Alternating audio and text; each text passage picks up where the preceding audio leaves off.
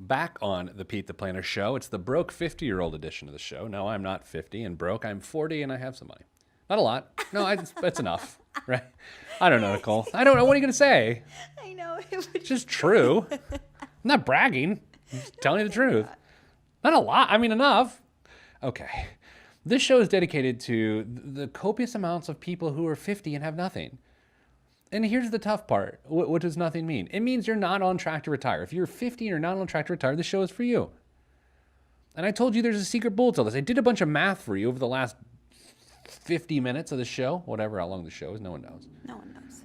I did a bunch of math. If you missed the math, get the math, or just read my column in USA Today or the Indy Star or the Bergen Record. There's like 60 of the papers. I'll be honest. I'm not bragging.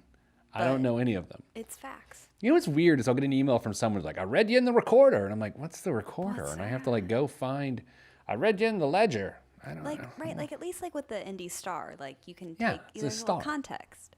Anyway, secret bullet. Do you have any guesses what the secret bullet is to bridge the $292 gap that exists? No, and I'm going to be honest why. Because every time you say secret bullet, it makes me think of the magic bullet, and then I'm like in smoothie mode. Oh, really? I'm thinking of Yeah. Coors Light, the silver bullet. Oh, is that the secret? Beer, drinking. No, that's a good guess. Thank you. Here it is. Your home. Your house. And no, I don't mean reverse mortgages. No. Your biggest expense Yep. is your home.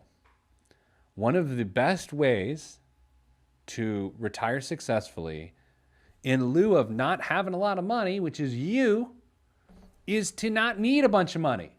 No, this is not semantics. This is beauty. You can either have a lot of money, which if you're 50 and broke, you will not have a lot of money in retirement.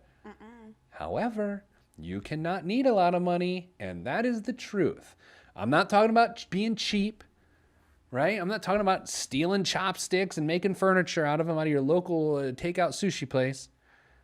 I'm talking about getting rid of your expenses. I used to define financial success as having enough money to do what I want. Now, I define financial success as having as few financial obligations as possible. Yep. I want to not need money, and I want the same for you if you are 50 and broke. I want you to pay off your house.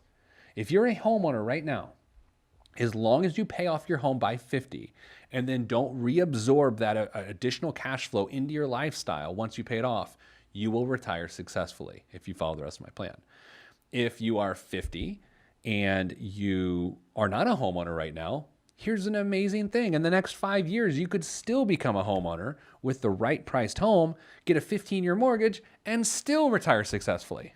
Ta-da! If you're a 50-year-old and you can't become a homeowner because you don't have the credit or whatever, then you're going to have to rent.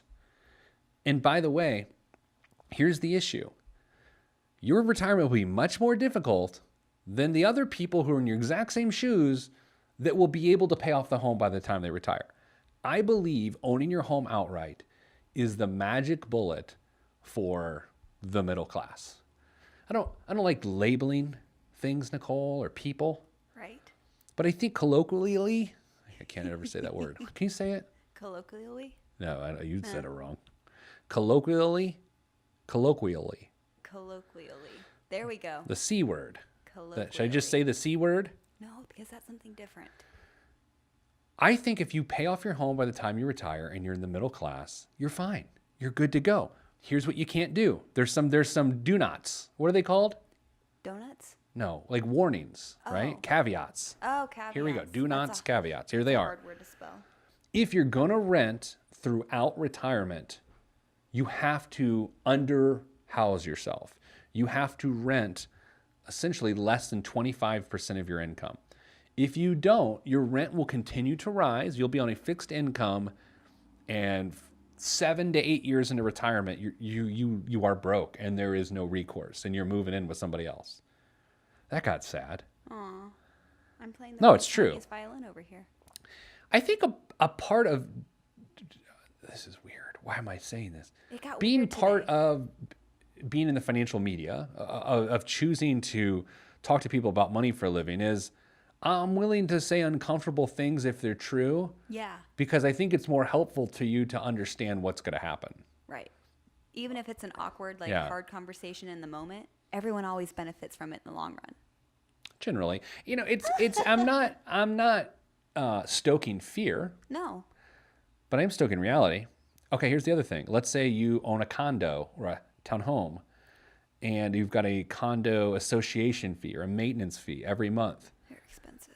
They're super expensive, and that may also ruin your retirement. Yeah. My whole plan here does not work in maintenance-free communities. Why? Because those maintenance fees go up all the time, and Ours your went fixed up. income will not. Yeah. Yours just went up? Yeah, mine just went up by like $25. See, Mrs. Planner and I lived in a maintenance-free community when we were you and your special friends age. But then, which is sort of dumb because it's Yeah. like, well, you got all the time in the world. Right. And Do I'm whatever you kinda want. over it, honestly. Yeah, you're over it, right? I'm over it. Yeah. See, now I don't have any time whatsoever. I'm at soccer games every 30 seconds. Right? Like right now, Nicole, Are. right now, as this show is airing in its original slot in Indianapolis and all throughout the state of Indiana. Hello to our new listeners. I'm at a soccer game. Yes, you are. I am at it, like not recording this, but like as it airs, I'm in a soccer game. You're at in a, it, at a or soccer you're game. watching a youth soccer I'm watching a youth soccer game, and I am the official scorekeeper. game. You are? Yeah. That's pretty exciting. Yeah. I got an app for it. It's called Team Snap. Wait, you guys have an app? So every time like another girl scores or a girl scores, another girl, a girl, I hit a button and every parent on the sidelines phone beeps like instantaneously from when the ball hits the back of the net. I hit this button and it goes bloop. And all these people look down at their phone to see that someone just scored, but it just happened and I caused it.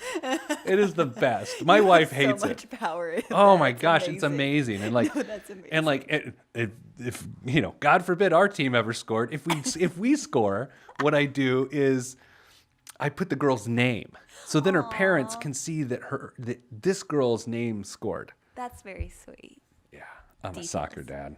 Hey, you own it though. I have a soccer mom car, so I'm a soccer dad. Yeah. Anyway, what were we talking about? People's financial lives. Yeah. Oh, anyway, so there's the plan. There's your plan. Okay, and again, I'm going to say one last time, I'm going to summarize it. I want you to go to pt.4, read my column in some newspaper or somewhere. If you're broken 50, you have a chance. You can do this, but there's very little time. There's about 20 years. Also, I didn't talk about what could go wrong because I just don't want to. No. I don't want to talk about, okay, here's what could go wrong. You could get real sick, right? Things could go bad health-wise. Yeah. Number two, there's something called age discrimination that is very real, and I hate it. It makes me so mad.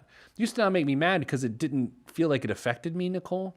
But I'm getting older, and B, I just have friends that like are losing jobs because employers don't find them as valuable because they're in their late 50s and early 60s, and I think it's disgusting. yeah, people just don't want to hire me because I'm a millennial. Right. I know reasons why we wore the same outfit today. Yeah, we did. And we put it on social media to prove it. That's true. Check it out. Twitter at Pete the Planner. So that's the show. That's how it is this week. Nicole, here's your sneak preview for next week's column. I don't think we're gonna do it on the radio. Okay. Anyway, I did this whole series based on making $60,000 being a broke 50-year-old. Like, how do you retire successfully? And I got a bunch of email, one really nasty one from that lady who was really angry. Like, we'll write something for low-income people. Fine. So the sneak preview of next week's column is I went through the exact same thing and show you what it looks like if you make $30,000 a year as opposed to 60. If you want to read that. The best thing to do, actually, Nicole, if you ever want to read anything we have and you don't want to go searching for it, go to pt.4 and sign up for the newsletter. Yeah. Why don't I say that more? You should. I know that you're out there going, yes, please. I write the I newsletter. put it together every week. Go to pt.4, sign up for the newsletter. It's free $99, right? is. Costs you nothing. And you get to see Put fun Nicole's work. graphics. Yes, hello. That's it for this week's show. Join us next week, and we're going to talk about something else. Actually, we got a bunch of emails stacking up, so we'll probably go through some reader and listener emails next week. Maybe we'll have Damien on. Who knows? Send you good vibes, because good vibes are all that's in the budget. I'm Pete the Planner, and this is Michelle.